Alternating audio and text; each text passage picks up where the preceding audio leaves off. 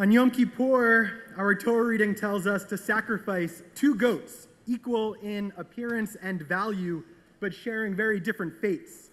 One, destined for God, designated for the holy altar as a purification offering. The other, cast into the demonic wilderness, carrying the heavy load of the iniquities of the people far from camp. Compare that to the Torah readings from Rosh Hashanah, and a striking parallel is revealed. Today, we read about Ishmael, tomorrow, Isaac.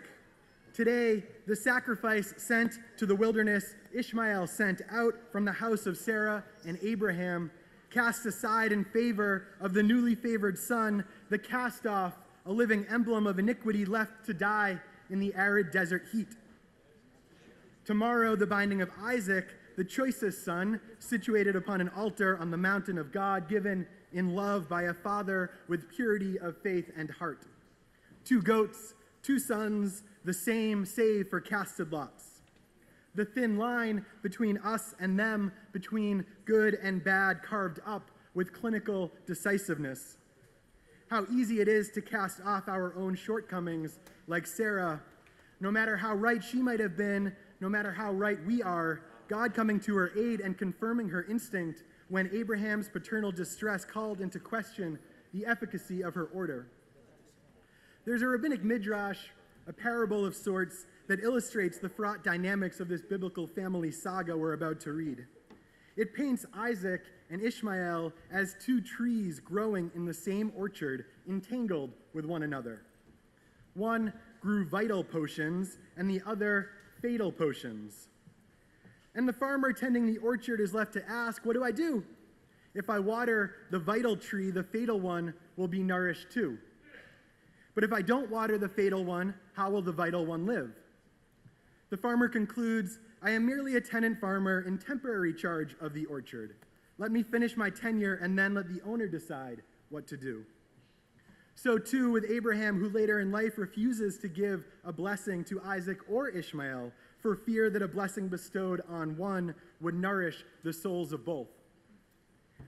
I want to reject that notion that we can absolve ourselves of the responsibility of tending to life even in the face of treacherous times. Sarah may have been right to separate the boys back when they were playing in the fields, and she sensed the destructive tendencies of one with the other. But we are not there now. We have grown up some since then. As the great scholar Aviva Zornberg points out in a discussion on Sarah's eventual death, Sarah cannot meet the challenge of later life, which demands reversals, the confrontation with counter possibilities. Our moment, this moment in time, is a moment of later life, demanding that we embrace counter possibilities and the confrontation that comes with them. We are told that at the end of his life, Abraham remarries Hagar, his handmaid, and that Ishmael and Isaac reconcile. We are told what was true in the morning will at evening have become a lie. To be a source of life, Zornberg continues, is to generate tensions that one cannot direct or control. At the point where the essential tension of life grows beyond him, she says, Abraham can only surrender his stewardship. We, on the other hand, cannot afford to surrender ours. I say, water the trees, bless them both, for there is no inherent difference between this goat and that. Sarah said, cast out that slave woman and her son, for the son of that slave shall not share in the inheritance with my son Isaac. Did Sarah forget that Isaac and Ishmael shared the same seed? Did she forget that our inheritance is by nature collective and indivisible at its roots? That we all share the same water table, the same earth and rain and sky, that all those stars in the heaven, the one so numerous as the nation to be, shine down upon us all? The large house in which we live, Dr. King once said, demands that we transform this worldwide neighborhood into a worldwide brotherhood, and warns that together we must learn to live as siblings, or together we will be forced to perish as fools. I understand Sarah's instinct because I have it too.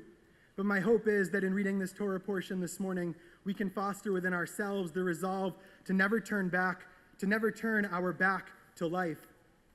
The wisdom to remember that we just as easily could be the goat getting sent away, and to always Always hold fast to the knowledge that our liberation is inextricably bound up in the liberation of every person, that nobody gets left behind.